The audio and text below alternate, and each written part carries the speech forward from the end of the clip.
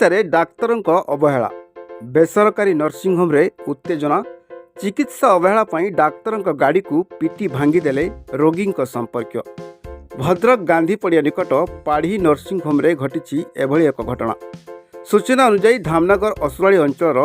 प्रसूति महिला मामा जेना गतकाली प्रसूति जंत्रणा हेबारु तांकु चिकित्सा पाई भद्रक गांधी पड़िया स्थित पाढ़ी नर्सिंग होम रे भर्ती करा जायतिला। गतकाली राति रे मामा जेना शिशु कन्या को जन्म देवा परे तांकर मृत्यु घटिथिला।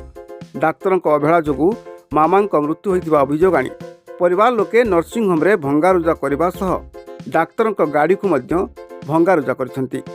एही घटना परे टाउन पुलिस घटनास्थल पहुंची उत्त्यक्त लोकों को बुझासुझा करबा सह अधिक तदंत जारी रखिछि। घटनाटी घटी भद्रक जो पाड़ी नर्सिंग होम रे से जड़े महिला प्रसव होता समय जहाँ प्राथमिक सूचना है मृत्यु घटी तेणु से संक्रांत में परिवार स्वजन मैंने एठारे भंगारुजा कर बर्तमान पर्यटन प्राथमिक रिपोर्ट अच्छी से संक्रांत थाना रिपोर्ट होती आमर आईन अनुजाई जहाँ कार्यानुष्ठान निया खूब शीघ्र नहीं दुईटी रिपोर्ट आम हस्तगत होती जी मृत्युवरण कर मृत्यु परिवार वाला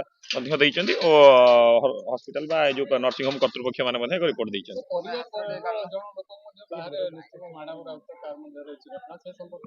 देखो से घटना तो बर्तमान पर्यंत आम सम्मुख को आसी ना जदि देखो बर्तमान तो केस रजिस्टर है कौन अच्छी तार पुंखानुपुंख तदंत है कहुपर बर्तमान